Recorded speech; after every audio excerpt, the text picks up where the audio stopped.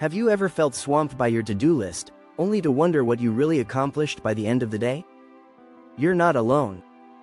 A staggering 95% of people believe they are productive, yet studies show that about 40% of their workday is spent on tasks that don't add any real value. That's like running a marathon and ending up right where you started. In today's fast-paced world, being busy often gets confused with being productive. We live in a culture that praises long hours and packed schedules. But here's the shocking truth: multitasking can reduce your productivity by as much as 40%.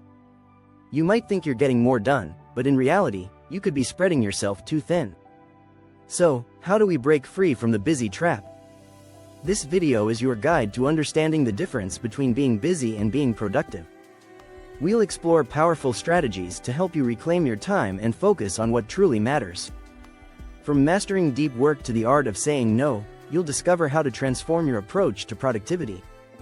Get ready to uncover the hidden time thieves that are stealing your focus and learn how to make every minute count. By the end of this journey, you'll not only feel less overwhelmed but also more accomplished. Let's dive in and change the way we work. Chapter 1.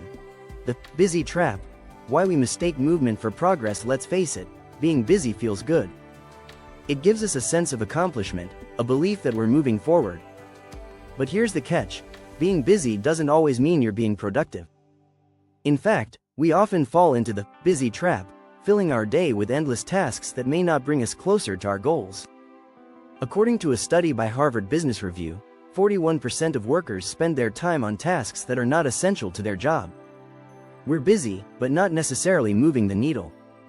The problem is, we've been conditioned to associate a packed schedule with success. But productivity isn't about doing more things, it's about doing the right things. As Tim Ferriss, author of The 4-Hour Workweek, says, being busy is a form of laziness, lazy thinking and indiscriminate action. This quote hits home because, often, we don't pause to prioritize. Instead, we react. Emails, phone calls, meetings, they consume us, and by the end of the day, we feel drained. But what did we truly achieve?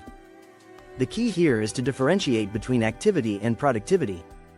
You need to be clear about your goals.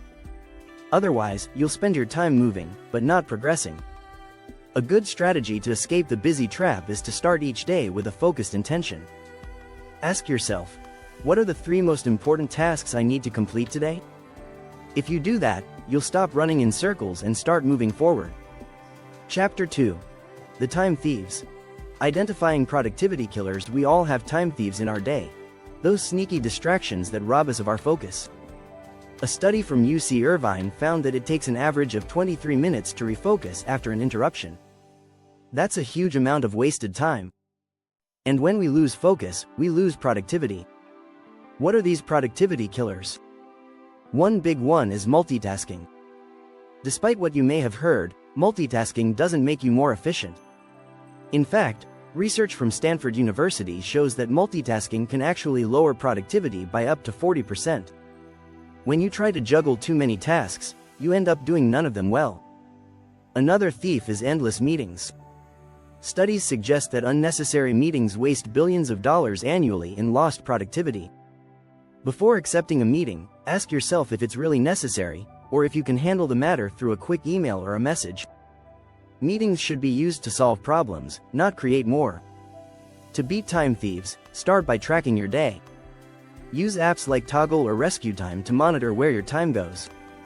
You might be surprised to find how much of your day is eaten up by low-priority tasks.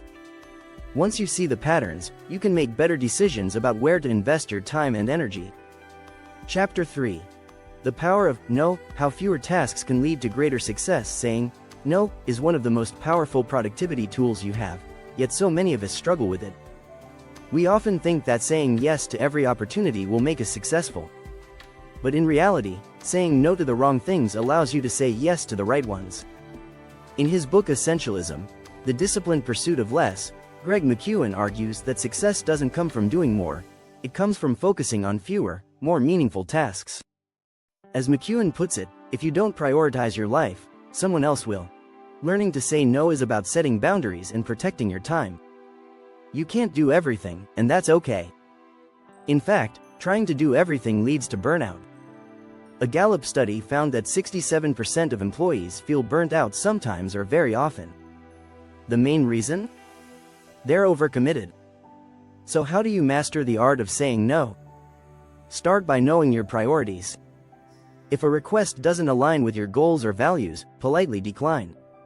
You don't need a long explanation. A simple, respectful, "I don't have the capacity to take this on right now," will do. This doesn't just apply to others, it applies to yourself as well. Learn to say no to tasks that don't serve your bigger vision. Focus on quality over quantity. By cutting down on your to-do list and focusing on fewer tasks, you'll find that your productivity soars. Don't forget to subscribe for more insights on boosting your productivity and achieving your goals. Chapter 4.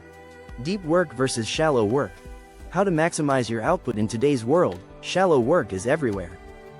Checking emails, responding to Slack messages, attending routine meetings. It all feels like you're busy, but are you really moving toward your goals? This is where the concept of deep work comes in. Coined by Cal Newport in his book Deep Work, the idea is simple. Deep work is the focused, undistracted effort that creates real value, while shallow work is the kind of busy work that fills your day but doesn't lead to meaningful progress. According to Newport, deep work is becoming increasingly rare and, as a result, more valuable. In fact, a study by Asana showed that employees spend 60% of their workday on work about work, meaning organizing tasks, meetings, and communication, not on actual focus work. So, what's the solution? The answer lies in scheduling time for deep work. Block out time in your day when you can focus completely on one important task without distractions. Even just an hour of focused, deep work can produce better results than an entire day of shallow work. One strategy is to use time blocking. This is when you schedule every hour of your day in advance, dedicating blocks of time to specific tasks. During your deep work blocks, turn off notifications, close your email, and focus solely on your most important task. The Pomodoro technique can also help. Work in 25-minute sprints followed by a short break to stay refreshed and focused. Remember, deep work isn't just about cramming in more hours, it's about using your brainpower efficiently. A Harvard study found that people who practice deep work feel more fulfilled because they're making tangible progress on meaningful goals.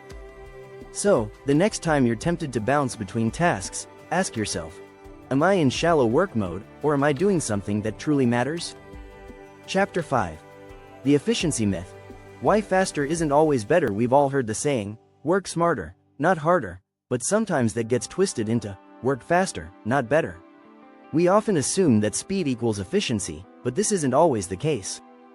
When we rush through tasks just to get them done, we often sacrifice quality for speed. In fact, studies show that people who work faster tend to make more mistakes. A study by Michigan State University found that multitaskers are twice as likely to make mistakes, which means they often have to go back and redo their work. Instead of rushing through your tasks, slow down and focus on doing things right the first time. Think of it like baking a cake. Sure, you can mix all the ingredients as fast as possible and throw it in the oven, but if you don't measure carefully or give the cake enough time to bake, the result will be underwhelming. The same goes for your work. Quality takes time. One strategy is to build in time for review and refinement. Once you finish a task, set it aside for a bit and come back to it with fresh eyes. You'll often catch mistakes or find ways to improve the final product. Another approach is to prioritize quality over quantity by focusing on fewer tasks but doing them exceptionally well. Steve Jobs once said, "Quality is more important than quantity. One home run is much better than 2 doubles." So, rather than racing through your day, take the time to ensure that each task is done with care. You'll end up saving time in the long run because you won't have to go back and fix errors, and the quality of your work will speak for itself. If you found these insights helpful, make sure to subscribe for more tips on maximizing your productivity and achieving your personal goals.